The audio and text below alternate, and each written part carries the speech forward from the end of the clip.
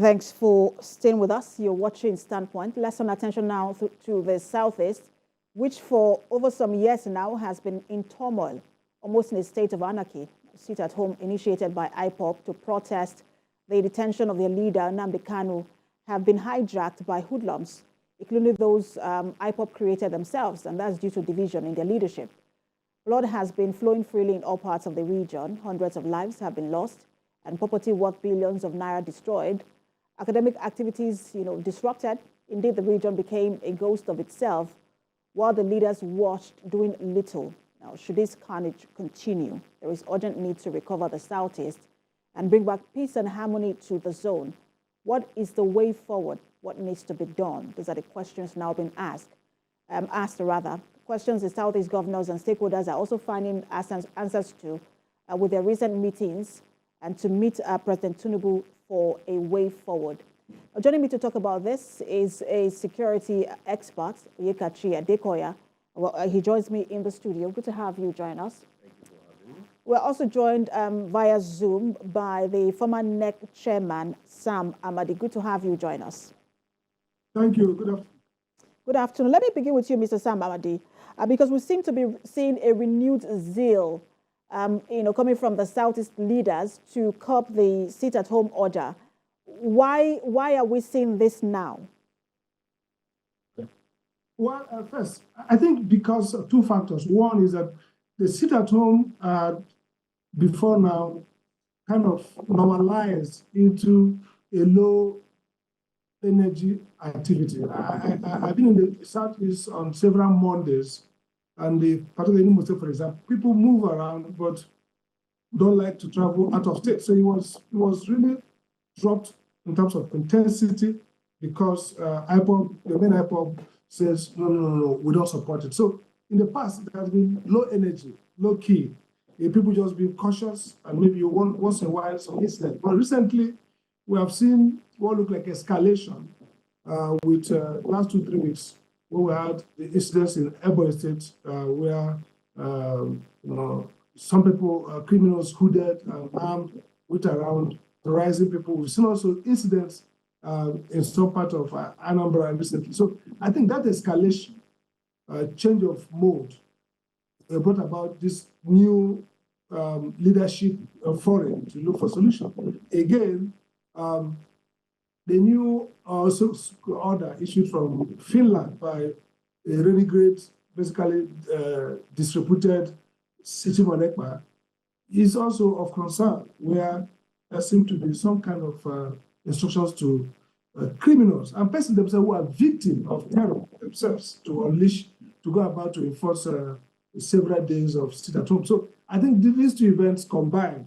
maybe to raise the leadership, put a red light, and then the Southeast leaders seem to be more concerned than probably they were a few weeks ago when it would normalize to basic, maybe low level, no interest, not much interested movement. But people were actually moving around in the Southeast on those Mondays and being involved in some activities, even though banks and institutions were cautious and shut down in some places. And let me bring the conversation to Mr. Yekachi Adekoya, because, this has been going on for years. It didn't start today. We've seen buildings burnt, police, and military formations attacked, INEC offices burnt. We've seen people being kidnapped, personal residence and property destroyed. And so people are saying, look, perhaps, too much time has passed to be able to nip this in the bud quickly. And so one is wondering, what will it take? The Southeast leaders have their own mechanism for dealing with this. They met, and they think that some things will work. But I'm asking you as a security expert, what will it take? Well, I think the horse has bolted out of the stable, so I'm not sure what the Southeast leaders are expecting at this time. I would think that this issue was treated with kid's glove a bit. Of course, you must understand the Biafran sentiments, where there are people who genuinely feel that the Igbo ethnic group have been marginalized within the construct called Nigeria. So to some extent, these people have enjoyed some patronage. It's more or less like the Boko Haram thing. It's good to see now that we are speaking up a bit more and being a bit more active. What people didn't really know about Boko Haram was that it was largely a Kanuri problem. Once you had them Albawani bringing foreigners from outside and they killed Shekarau, it stopped being a Kanuri problem. As of today, you hear little about Boko Haram because over 80,000 Kanuri Boko Haram people have, left the forest for the foreigners. So I think that the way to deal with it is really a political thing. There has to be that resolve from the people themselves to define exactly what it is that they want and what will work for them. Because we've created a monster in the Southeast. It's a hydra-headed problem. Amongst these people are armed criminal groups, cultists, lone wolves, there are rogue operators. Kinetic force alone will not stop it. And going to Abuja to have meetings also is good. Maybe politically they want to call the attention or get the attention of the president, and that's why they're having meetings. They said, because that also was one of the issues raised, yes. Why would you leave the Southeast to Abuja? And they said, I've been wondering they were also. trying to get the attention of the National Assembly, on that meeting. But, that's on the side. I want to ask you if you think that, look, it will take dialogue, or it will take, because of the elements who have not hijacked that particular movement, will it take dialogue, or will it take, stringent security measures? You have to now go in all out. It has to be a carrot and a stick approach. But kinetic force alone will not work. But where the problem is, like a man who has a cancer. There's a cancer now in the Southeast. If you don't operate on the cancer, the victim will die. If you operate carefully, you may cause some damage. So the South is now between the devil and the deep blue sea. You have an entrenched sentiment that you must first deal with. And I'm saying that until the people of the Southeast themselves have not seen enough from the Southeast to think that they are really serious about, because some people now enjoy the sit at home on Sundays, on Mondays, because Sundays are now for clubbing in French. So people have lived their life around it. Injustice somewhere is injustice almost everywhere. So you've allowed this, we've shifted because you think there's a cause. Now, let me ask the critical question. If Biafra is instituted today, where will be the capital of Biafra? I'm just asking. Is it the Abia man that will give way for the Anambra man, or the Owerri man that will give way for the Ngwa man, or the Ebonyis who feel like they're not even from the Southeast, or the ones in Mobibo? So where will Biafra actually take people to? So there are a lot of questions that have not been answered. Until you find those answers to those questions, you cannot, without care, bring in kinetic force. So there's a lot that the Ohanese needs to do. There's a lot that the local chiefs need to do. There's a lot of sitting down the governors need to do. There's a lot the people themselves must sit down and, agree. Let me allow Mr. Sam Ambadi answer some of these questions, because, the Southeast right now is talking about just the sit-at-home order, and that's because it has had a lot of impact on the economy of that region. But people are wondering, that's dealing with the symptom of the disease itself, that the major issue here are the agitations, the secessionist agitations, and that once you say, oh, sit at home, does that stop the agitations? Question. Again, let me start by clearing confusion. I was a lawyer with Chief Ganufayemi when OPC started in Lagos. I practiced. I was lawyer to Frederick Fashion and others who were involved. Look, there are three different things. The Biafran, I'm sure you can say it very well. The Biafran question is not foreclosed. It's like a nostalgia. When the state malfunction, people remember Biafran. Oh, Biafran will be wonderful. That's a mental construct. That's on one hand. There are people who are still, eulogizing Biafra, mythologizing Biafra. That is not what is causing the violence. Two, there is the IPOB and all the various groups who are fighting for referendum and all that. We saw that with other Southwest, Middle Belt, North, South groups. But there was a moment that this became a problem, and that's what is very important. Three factors drove it. One, the use of military and legal solutions for a political cause. The arrest and detention of Nnamdi Kanu, good enough. Many of the lawyers, many of the people, Southwest, Southeast, northern people say, look, this is a wrong strategy. This is going to make a hero out of somebody. Now, just like you put people in detention, you don't have a credible criminal charge against them. You politicize the legal process.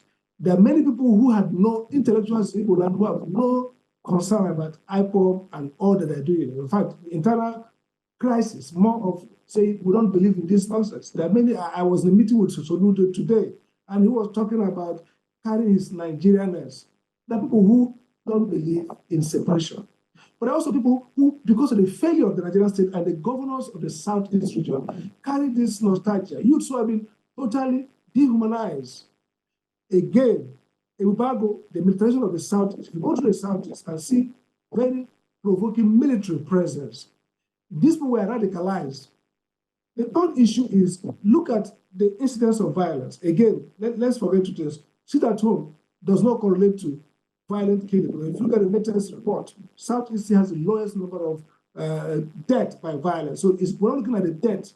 There are more killings, North Central by far, in Northeast and Northwest than ever in Southeast. The problem with the Southeast issue is that we have seen a government become weak and non-state actors become powerful, so that people now pay more respect to a so-called IPOB sit at home than a governor.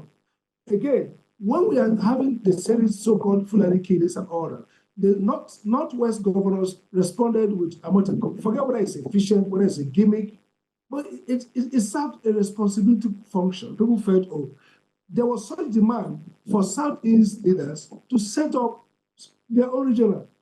Governor Umahe and Hope Uzodinma and others frustrated it. That was the genesis of the so-called ASN. Many of us oppose it because you can't solve a government failure with private inertia.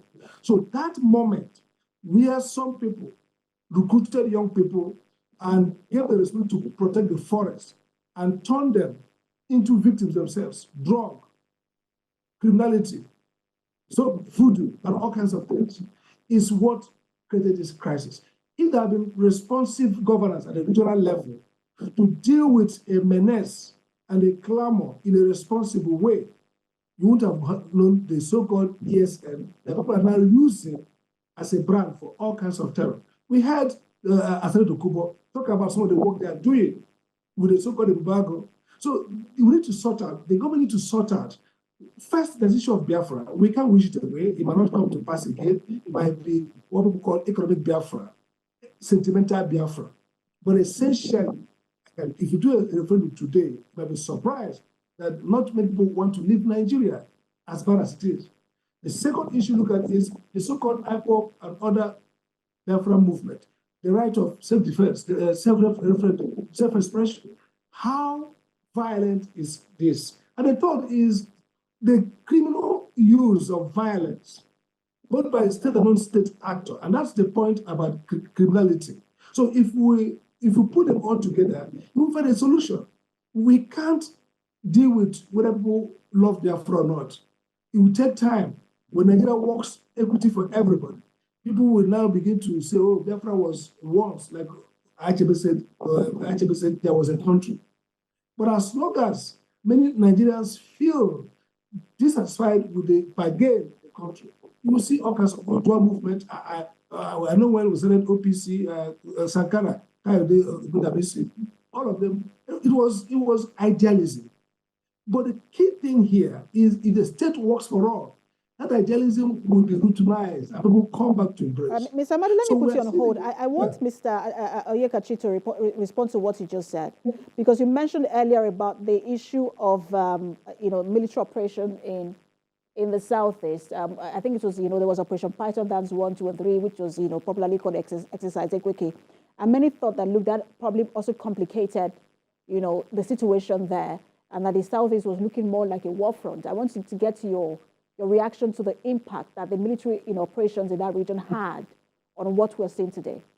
Now, it's not easy when you send in combatant troops against citizens of a state. Let me just use a quote. Any popular uprising would always outlast any occupying force.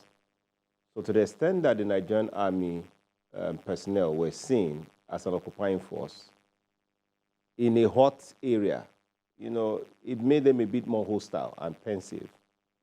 Because I'm excited now there's sentiment now to say this monster, we need to deal with it. There was a time that 2 IGPs issued a statement and said that no squadron should send police to the southeast. That was the height of the time when police were being killed on a daily basis, their rifles snatched from them, the military personnel were being killed. So if you set up a checkpoint in the southeast, in what you call a hostile environment, your posture will be different from when you feel like you're in a friendly environment. So if you hear some of those complain about the posture, the body language of the military personnel stationed in some of those places, it's because they also fear for their lives. We forget that these people are human beings also. Nobody is trained to go and die. You train them to kill, not to be killed. So they also have to defend themselves. And that's not to make any excuse for some of the reports we get from the high-handedness, but it's also a two-edged sword. Now, to the issue he raised about governance, the state, if the state is not working for you, with very profound respect, the Southeast have one of the worst sets of governors anywhere in this country. I'm happily from the Southeast. Abia State is my mother's hometown, where the governor has been owing salaries for months. The roads are bad. The place, people just go to the market. They don't care about governance. They're not interested who is in the state capital in Umuahia, for example, in Aba or Ariaria market. So the people in the Southeast have a strong disconnect from themselves and the government. So you're talking about the former governor of Abia State. The former governor of Abia This State. is a new one. No, so this new one has tried, and he's clearing things up. So you see, there are a number of, that's why I said, you can't just go all in kinetic. The people themselves must clearly define what it is they want. Now, let me make this point on governance. We talk about the incidence of poverty being very high in the north. The disconnect, the social disconnect between the governed and the governor, the governed and the governors in the southeast is very high because people naturally don't reckon with government. People are very industrious. They want to get things done themselves. They don't, what's government? Who is government? So what government does and how government does what it does, it's not, people are not very participatory in government. They stand a bit aloof. So that's why you see that if you say that the polity is not holding the governors to account, it comes from the people. So the Southeast political class almost have a free reign, almost like you used to have in the North, which, I mean, thank God for beavers. You are now beginning to hold people to account. You can see what happened in Abia State. And beavers did work. So I think once the political system matures a bit more, we will see the closing of a gap. So if you say the state is not working, the state is not working, but there are a lot of people in the north, there are a lot of people in Russia, there are a lot of people in Abuja, in Lagos, doing business because those states are working. So can the governors of the Southeast make the Southeast to work for the benefit of the people? Because, a lot of... And everybody stops looking to Abuja. A lot has been said about how part of this is also, issues around unemployment. But let me bring Mr. Nnamdi in. I want to get to the request, which is now the main request we're hearing from, Southeast leaders. Everyone seems to be talking about how Nnamdi Kanu should be released, as the panacea to some of these challenges in the Southeast. And, for people who have been watching, they're wondering if this request is granted today, even though it still is a court case. I don't know how the government is going to respond to it. But if it's granted today, what is the guarantee that all that is going on now in the Southeast will automatically stop? Okay, very good question. I don't think it's going to change everything overnight, but it does one thing. It removes legitimacy around the seat at home. Now, the history is important. Like our brother, the guest on the studio mentioned, if you watch the timeline, before Ebubago, there are no incidents of police being killed in Southeast, and the records are there. We had the incidents of mass rallies, Nnamdi Kanu and his people massing around until the so-called embargo, and then the attack at Afarago, which is Nnamdi Kanu's place, which led to disappearance, we don't know how it happened, and he escaped. So the killing of police officers is a terrible thing. If I was a governor, I wouldn't allow anybody to kill any officer, because that's a challenge to the integrity of the state. That incident came afterwards, after the militarization, and the wrong-headed approach. Again, you talk about leadership failure, and I agree with you totally. Now, if you reason an account, you take out a justification for sit-at-home. The sit-at-home, apart from Biafra Memorial Day, the sit-at-home started as any day that the Kanu is to go to court to sit at home. And then even when IPOB officially disowned it, a rag team, and that's the point. You see, that's why you should be careful with all these violent actions. Once you start an unregulated movement and creates a militia, which I opposed, and still oppose, nobody should be allowed to have a private militia in a country. Because once you do that, it becomes difficult to control. It becomes worse than the terrible government. So some roguish persons who have access to arms, and today we're talking about the profession of arms across the country, where it's easy for anybody. Look at the number of kidnaps and killings on the highways across the country. That tells you that arms is available everywhere. So 2, 3, 4 people, give them arms, and from Finland, you say go and attack, and they attack. Opportunistic attack. That's not that there's a collapse of rule of law. So if you remove Nnamdi Kanu, and by the way, that's a good question, the legal process. A court has said that its detention is illegal. So what the government need to do is to obey that court order. Now, if you have a criminal charge, I've spoken with a judge who handled the case. These cases are just political. You know, it's okay, but now take it off. Then define clearly the parameter. Anybody who kills anybody, if any guys, should be hunted down and prosecuted. But look at the problem. But what about the previous attacks? Because it's almost as though, just a minute, Mr. Ahmadi, it's almost as though people are saying, just a minute, Mr. Ahmadi, because it's almost as though people are saying, look, let's start all over again. Because there have been attacks, people have been killed, critical infrastructure have been destroyed. So who takes responsibility for all of that?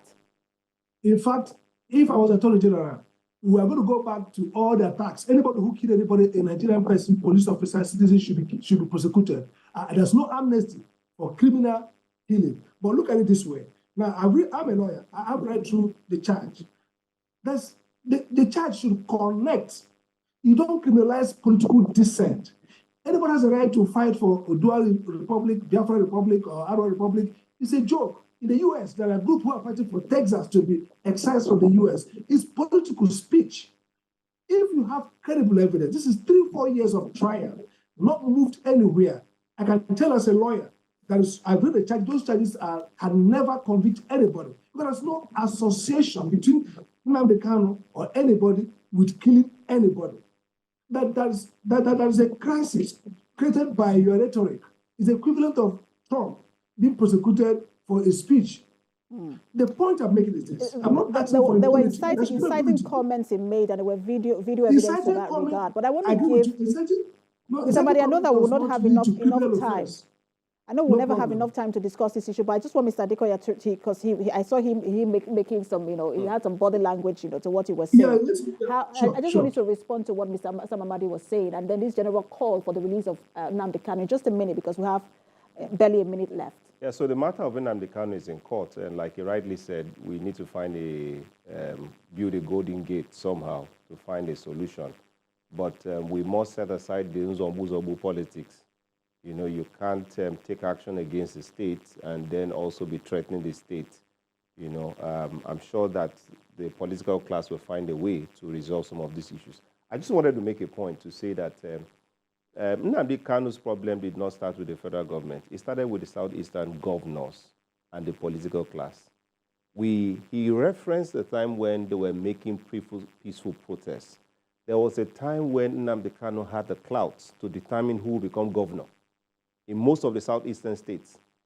That was about the time that the political class moved to proscribe IPOB and then led the problem into a dangerous escalation, just to make the point that the problem IPOB has is not necessarily with the Nigerian state, but the crop of politicians you have in the southeast.